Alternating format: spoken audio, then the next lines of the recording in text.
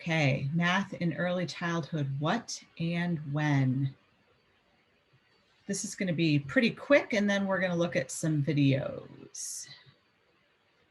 So we've talked already about how math doesn't start when you start grade school. Math starts when you're born. Infants begin to learn math before they can sit up. They notice differences in quantity. They compare the shape and size of objects, and they use early math concepts when they play and in other aspects of their lives. So this is the sensory motor stage, and that means they're putting things in their mouths, they're touching things, they're moving things around. And when they do that, they're figuring out their relationship to it in space, putting something here, touching things over there, spatial awareness. They're figuring out sizes. They know if something's too big for them to grab, or they try to grab things that are big. This is all math thinking as they're going about their daily lives and learning stuff. So over time, from 0 to 4 or 5, they start to do these things. When they're infants, they can distinguish between small groups of objects. So if you put out 2 balls and a stuffed animal, they'll be able to figure out what's different about these things, right? They, when they're toddlers, they're starting to use number words to label small quantities. So there's 1 dog, there's 2 cats, I have 2 suckers, whatever. 2 to 3 years old, they're counting objects by touching or pointing to them. And we've talked about this before. Sometimes they're just saying the numbers. They don't have one-to-one correspondence yet. They know because they've seen people do it. When you point at things that there are a lot of, you say these things. You say 1, 2, 3, 4, 5, 6, 7, 8, 9, 10. But they don't quite get yet sometimes that you're counting each one. So it's important to really emphasize that when you're working with children and to point that out. So I have 1, 2, 3, helping them touch things then so that they can count them. That's really teaching them one-to-one correspondence. 3 to 4 years old, quickly recognizing small groups of objects without counting, such as 1, 2, or 3 balls. This is called subitizing, and it's estimating based on what you can see without touching each one and counting, right? And then 4 to 5, you begin to add and subtract small quantities, such as adding one or subtracting 1 or 2 toys. You see, so by 5 years old, they're already using these math concepts without even understanding that it's math. So the Common Core is a set of standards that were put into place several years ago, and these are the 8 Common Core mathematical practices that were designed to help guide teachers in helping children develop a deep understanding of math. So they might seem like big ideas for preschoolers, but when you boil them down to what you're actually doing, it makes sense. So let's go through them. Number 1, make sense of problems and persevere in solving them. So this is sort of the goals of where we want children to be, and we'll talk about how we're going to get there. We want them to be able to reason abstractively and quantitatively. We want them to construct viable arguments and critique the reasoning of others. This seems like really complicated for preschoolers, and I'm not even sure that I know what some of it means. But when we get to how this is going to work in practice, you'll understand. Model with mathematics, use appropriate tools strategically, attend to precision, look for and make use of structure, and look for and express regularity in repeated reasoning. All right, let's think about what this really means. So first, let's talk about why they're important. These 8 mathematical practices are important because they represent a way of thinking about math that all children can benefit from, okay? They're based on research from the National Council of Teachers of Math and the National Research Council. They give teachers a way to engage children in thinking about math instead of just doing math. So they're thinking about their thinking, which is always good, because if you think about the way you think, your thinking guides your activities and your concepts, if that makes sense. They provide children with tools that will be useful all of their lives. Okay, let's go through this. So making sense of problems and persevering in solving them. This means that you're giving them, helping them understand a variety of ways to solve problems.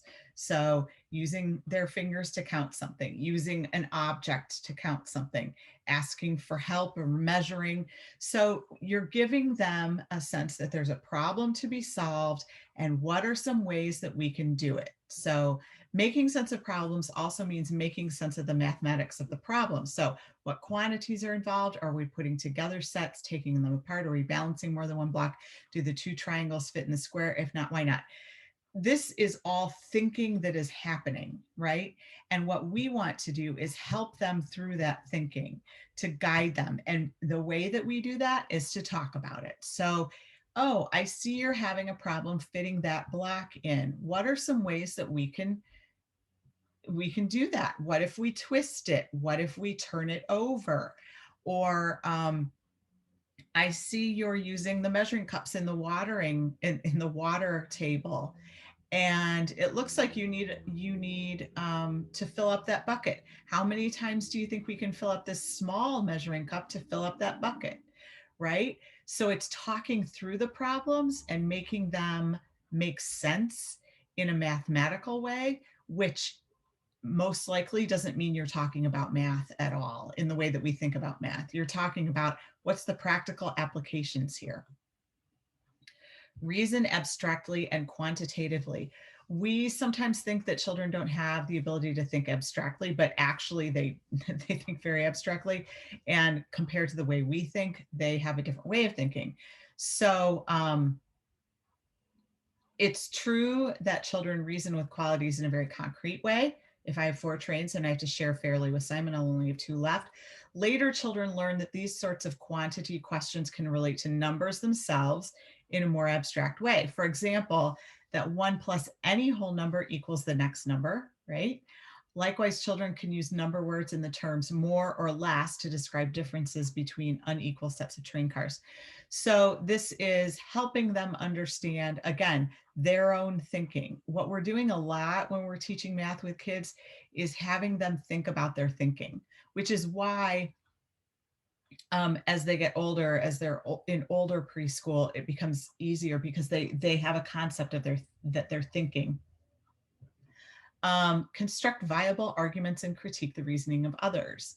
Anyone who's ever argued with a 4-year-old over whether their bedtime is reasonable in the light of a midsummer evening or exactly how many pieces of Halloween candy are enough understands that children can develop negotiating skills that involve sophisticated arguments full of astute critiques of an adult's reasoning, right? Kids make up really interesting arguments. And we think that you can do this in mathematics. Why isn't that a square? Well, because all the sides aren't equal. Why isn't a split of 6 tunnel blocks and 4 tunnel blocks fair? Well, because you have more. So it's thinking about the argument that's being made and how does that fit in to the math reasoning that we have. Modeling with mathematics, this is really important with younger kids. That modeling with mathematics, one of the things is just pointing at things as you count them, moving things to show adding and subtracting, right? So it's using concrete objects to show math concepts. Using appropriate tools strategically, right? So this is a lot of times measuring, using a measuring tape or a ruler or a ribbon or something to do standard measurements. And then talking about is something heavy, lighter, smaller, those comparison things. So one of the fun things for kids to do to measure is to measure with a thing. So you, instead of using a ruler, which is a pretty abstract concept, inches, that doesn't really make sense. Use a Lego, right? This is 6 Legos long, or using an ice cream cone or something that is a standard length, using it over and over again to measure something, right? So, and another thing that is important is when you're measuring things to show how big it is. So like we used to talk about how huge dinosaurs were, right? They were gigantic, but that doesn't mean anything unless you show, you measure out on the floor from one end of the hallway to the other. That's how long a Tyrannosaurus Rex was. Attending to precision. As children get older, they learn about rules and they become very important to them. That's precision. And so helping them incorporate this into their play, into their activities is important.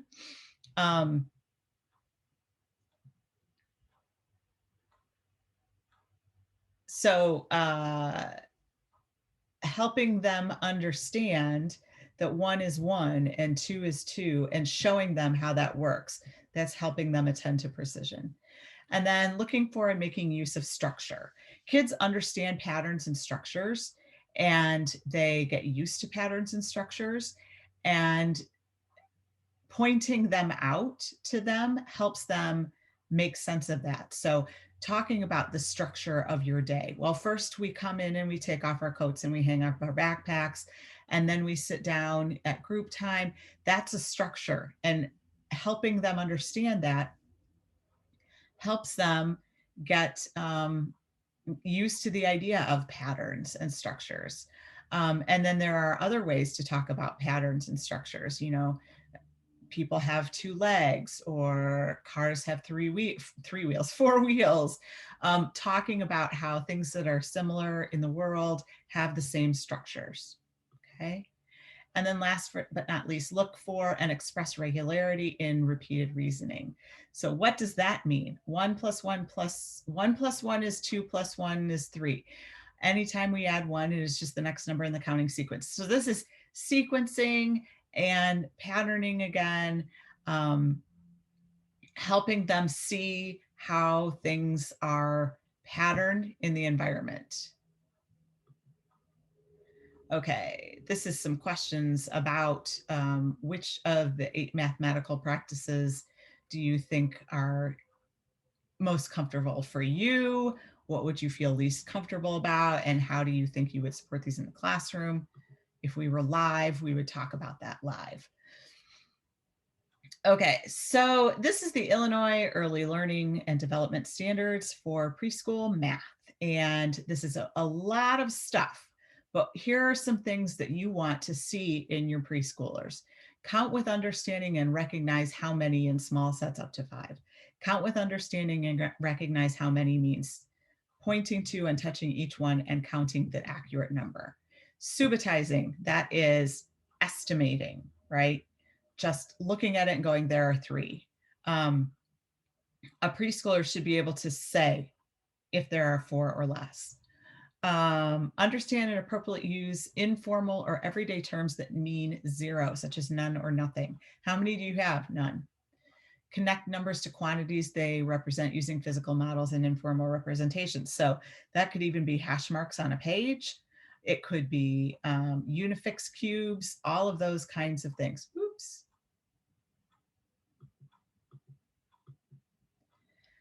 Differentiating numerals from letters and recognizing some single digit written numerals. They should be able to tell you what's a letter and what's a number.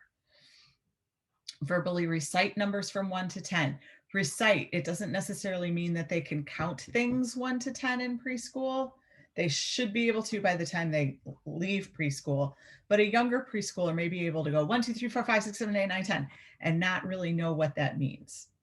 Be able to say the number after another in the series up to 9 when given a running start, as in what comes after 1, 2, 3, 4, right? As a 4 or 5-year-old, you should be able to say what number comes after just a random number that you say. So they should be able to say, what comes after 8, 9? Recognize that numbers or sets of objects can be combined or separated to make another number. That's addition or subtraction. Show understanding of how to count out and construct sets of objects up of a given number up to 5, right? So I've got a whole bunch of blocks here. Can you make a set of 5 for me? Identify the new number created when small sets are combined or separated. Same thing. I've got 5 blocks here and 3 blocks here. Can you put them together and tell me how many there are? I'm going to show you a little video about that. Informally solve a simple mathematical problem presented in a meaningful context. That's the same thing that I just talked about. I've got 5 blocks here. I've got 3 blocks here. Let's put them together and see how many we have. Fairly share a set of up to 10 items between 2 children. That one's a little bit harder, but they should be able to do it. Estimate the number of objects in a small set. That was the subitizing again. Compare 2 collections to see if they are equal and determine which is more using a procedure of the child's choice. This is interesting. So 2 things, and they can count them, they can move them around, and if they can figure out which one has more, they've got this.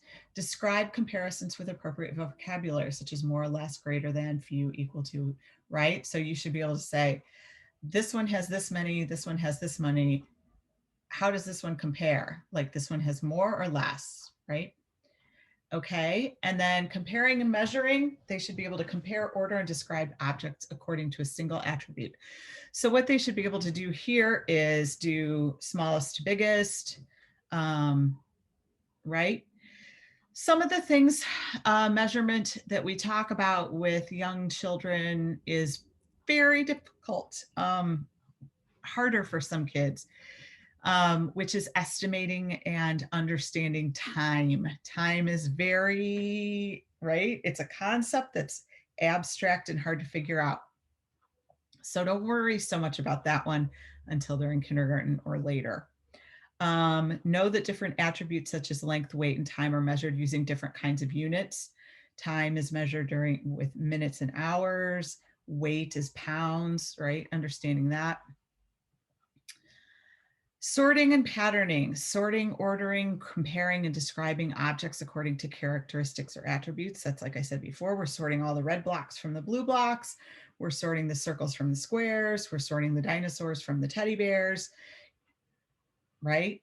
And then you can throw other things in there so that you have to sort many different things. Sort by size and then by color, sort by type, and then by color, size, whatever. With adult assistance, represent a simple repeating pattern by verbally describing it or by modeling it with objects or actions. So red, blue, red, blue, red, blue. Recognize, duplicate, extend, and create simple patterns in various formats. Same thing. You've got buttons. You might do red, blue buttons, and then you might throw some green buttons in and see what happens. I think I'm going to show you some video about that too. Geometry and spatial relations. You don't think of preschoolers as doing geometry, but guess what they are when they're talking about shapes, when they are understanding how shapes work, when they're combining things to make new shapes, when they are moving things around to change how it looks or how it fits. That's all geometry and spatial relations. Doing puzzles is a perfect example of geometry and spatial relations. Blocks, magnetiles, these are all geometry and spatial relations. Showing understanding of location and ordinal position, and then using appropriate vocabulary for identifying location and ordinal position. This is first and last. So which order are we in? Who's at the beginning? Who's the first one in line? Who's the last one in line? Data gathering and analysis. And again, it sounds like something that is totally outside what preschoolers are doing, but guess what? They're doing it. They are looking around the classroom to see how many kids are there. They're gathering that data and analyzing it by saying, oh, there are 4 kids who have brown hair and there are 3 kids that have not brown hair. Helping them understand that you can answer questions through research, right? Through doing a little bit of analysis and figuring things out. Making predictions about the outcome prior to collecting information with teacher support and multiple experiences over time. This is one that also goes into science. So will it float? But how it becomes math is you make a chart of what floats and what doesn't float. All right. Okay, so that's it. And now we're going to watch a couple little videos. Okay, we're going to see a couple of different ways that preschoolers count. Do you think you can count these for me? Yeah? Yeah? There you go. You can pour them out, you can move them around, you can do whatever you want. Do you count them? 1, 2, 3, 4, 5,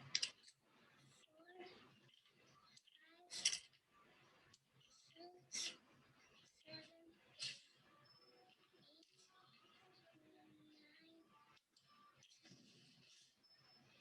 How many do you have?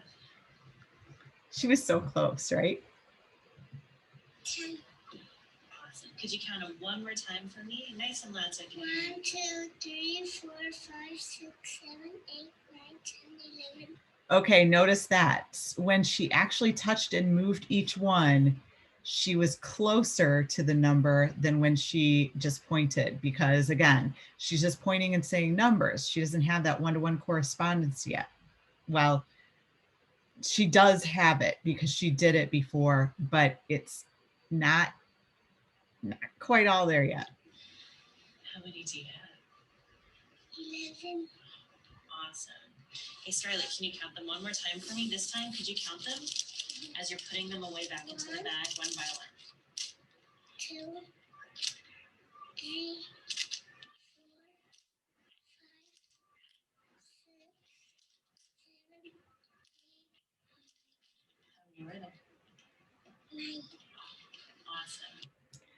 Now, what do we think that teacher should do? Because she came up with 3 different numbers. Should we have her count them again? I definitely would. Okay. Nicole's gonna count. Yes. Do you think you can count all these frogs for me?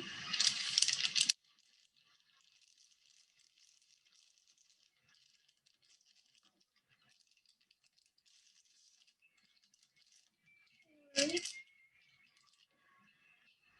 3,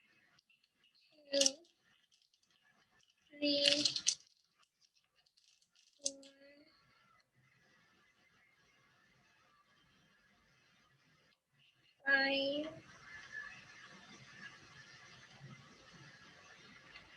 6,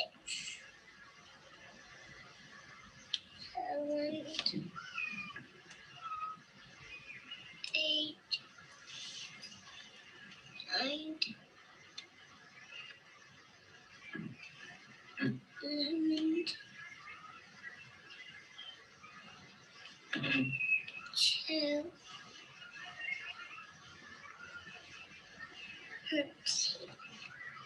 Wow. How many frogs do you have? 14.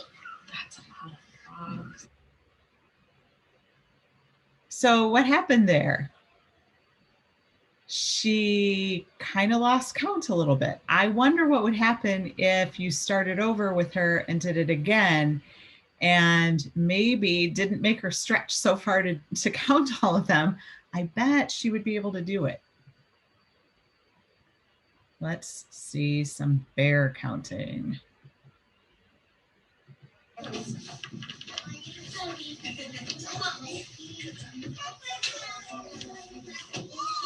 Can you count them for me, please?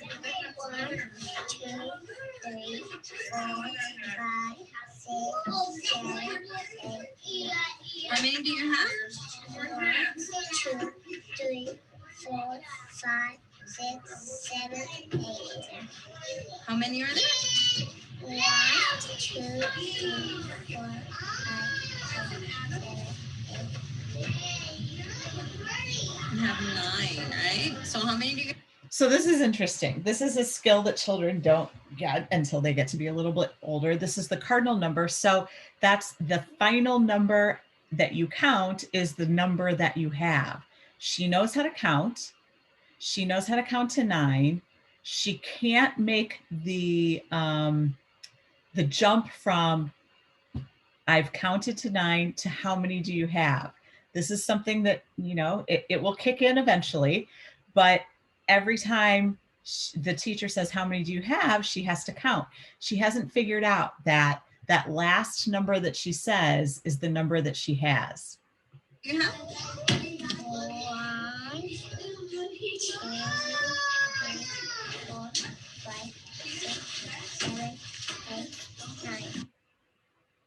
That's fascinating. Like, she's a great counter, but she hasn't gotten the how many do you have yet. All right, this one I find immensely fascinating. This is a grade schooler. Oh, she's a kindergartner. All right. We got another collection for you, Lorelai. What do you see in here? Can you tell us how many pennies there are in this collection? I think I'm gonna have to use another technique. Whatever technique are you thinking about? Okay, first of all, the idea that she's going to use a technique shows me that she is an older kid because she knows that she has tools to count this. The girl that was counting before, that counted the bears, doesn't even get really that she has tools to count things. She just counts. Like, you say how many, she points to them and says a number. This girl knows that there are a variety of ways for her to count. She's going to use another technique. Split them into 4s. That's the difference between a 3 or 4-year-old and a 5-year-old. Like, they got that they're thinking.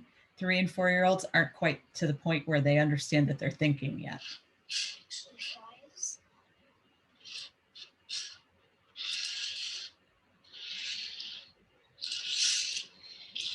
And look at, she's almost, well, I think you could say that she is subitizing here, because she's not counting each individual penny to make 5, to make sets of 5.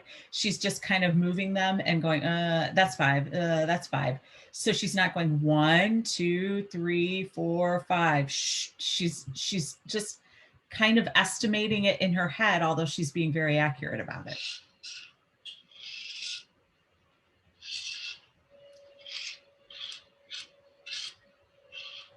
But uh-oh, she's made equal groups of 5 and there's 1 left over.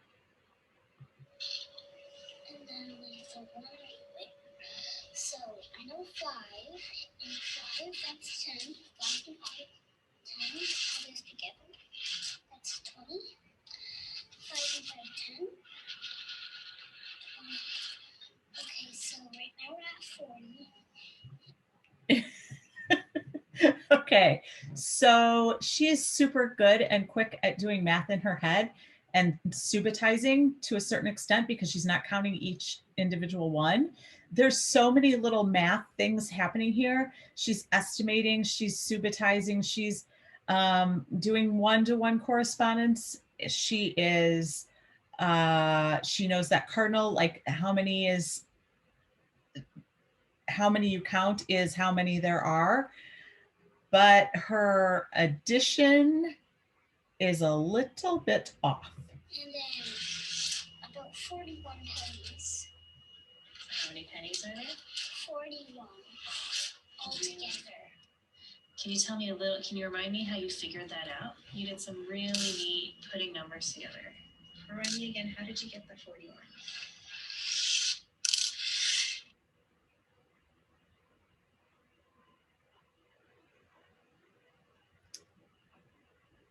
Well, nope. I'm not going to do anything because, it's boring if you repeat it over and over again. But I would love to see it again. I'm going to do it. Thanks. Because the teachers want to, because I want to do it. So. Exactly, because you want to be a math detective. You get to decide.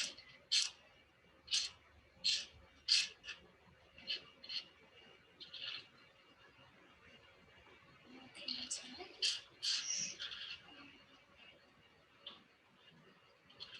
And that's fine.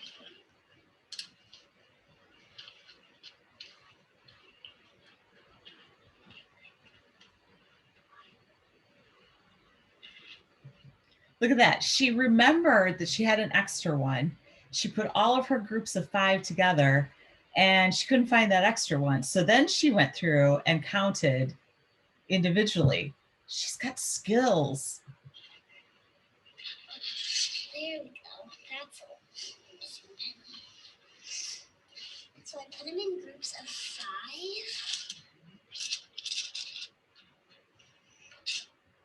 So like we could.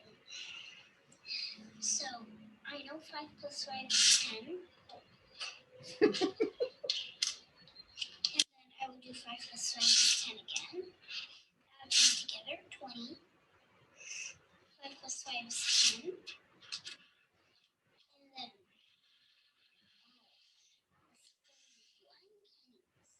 I love when she realizes what she did. Like she's just like, oh, wait a minute, I had 41 last time, but that's not right. It's 31. How'd she get 31 pennies? I noticed that I accidentally discounted, probably because I was counting a little too fast. So I didn't know it was 30 pennies. So probably now I knew that now it's 30. It's 31. So how many pennies are there? 31. And she gets that the number that you have is the number that there are. Like, how many pennies are there? 31. I love that. And that just shows you all of those videos from beginning to end, like how kids develop their skills.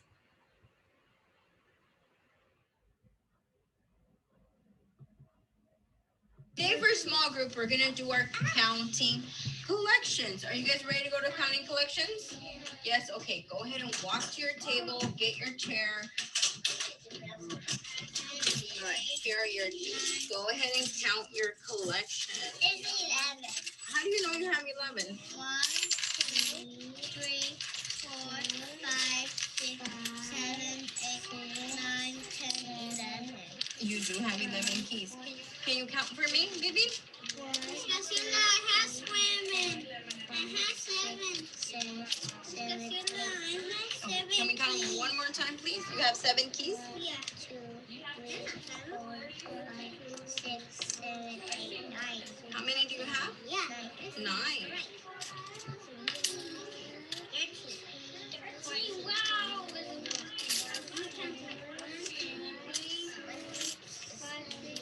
Can you organize them? Okay, so this girl right here, she counted her keys. I can't remember how many she said she had. Maybe she had 10, I don't know. But maybe she said she had 11. Now she's making a key on her paper for each one, but watch how she does it. She doesn't just go, okay, I've got 11, I'll make 11. For each key, she counts it, draws it, and moves it to the other side. So this is fantastic, like concrete math thinking. For me in a different way? Okay, try doing that. You're done? Oh, I see that you made groups. How did you make groups? 7. How did you sort yours? You put them by the same size or the same color? Same color. Oh, Okay, so this guy sorted out his little cubes by color. I'm not sure that he knew that he did that. So he did it, but his thinking was just all the blue, purple ones go together, all the pink ones go together. He doesn't get this, I sorted these by color. So her saying that helps him understand the concept behind the math that he is doing. okay. So which of your groups has more? You're done? Can you write your numeral on there? Like what? The number. How many you have? How many did you have again? 7. 7. Penelope, I see that you made a straight line. You organized them differently. Can you count for me? Go ahead and count. 8 and 1. Can I? Okay, so you see how she counted that. She doesn't have one-to-one correspondence yet. Sophie over here, who did the keys, clearly has one-to-one correspondence. She's got a lot of higher math skills than Penelope has.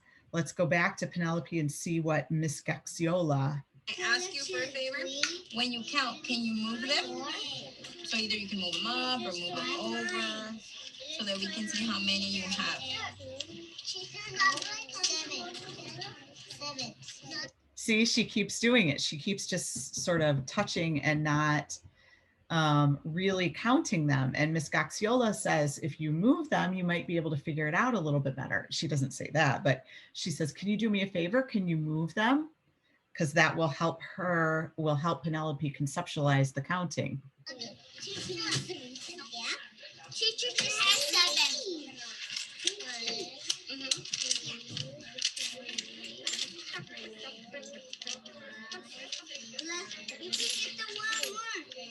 Okay, are you ready to represent?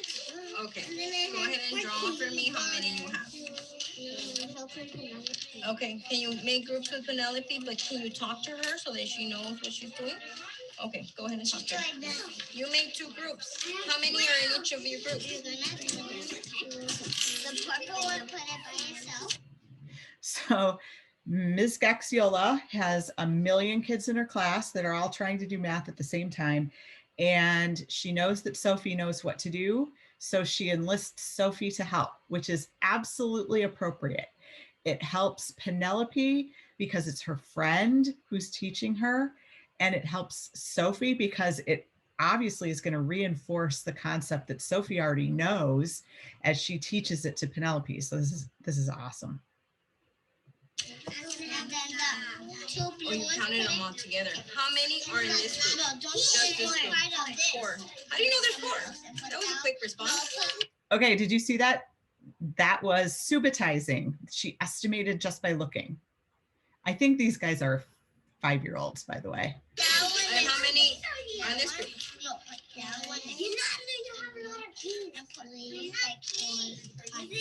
So which group has more? That side has more, right? Okay, can you represent your whole collection? Oh, you want Teacher, look. What did you guys do? Ask her how many are in each group. Teacher, look. Penelope, how many are in each group? How many are in each? Oh, you traced each one, huh? So how many do you have on your paper? This one? 2. Okay, so that last kid, you noticed how Sophie did her representation. She moved one from each side of her paper, and each time she moved one, she wrote it on her paper, right? The other kid just put all of his things on the paper and traced them to do his representation. Kids are so smart. She's still helping Sophie. Can you count with me? Okay, ask them which group has the most. Can you count them for me again? Okay, let's count together. Okay, ready? 1, 3, 4, 5, 6, 7. how many do you have? 7. You have 7 cubes. You're right. And if I take off your cubes, how many circles do you have? 1, 2, 3, 4, 5, 6. And this one? Let's start counting over again. Ready? Okay, help me count.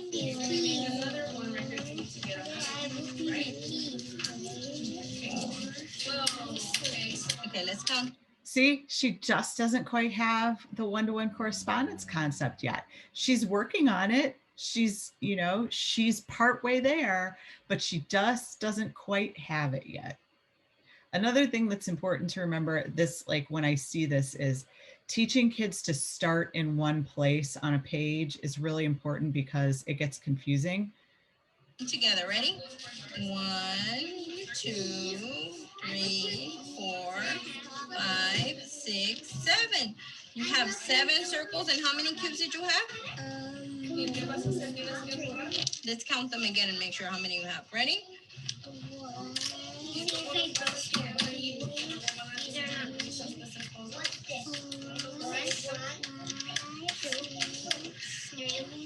7, 7. You have 7 here and 7. See, and the fact that she continues with 8 shows that she doesn't really get that those words correspond with the cubes, right? She knows the numbers. She knows to go 1, 2, 3, 4, 5, 6, 7. She just hasn't quite gotten that one-to-one correspondence yet. Here. Can we put them away and count them in here? Okay, well, let's count one by one. Can you count one by one? Teacher,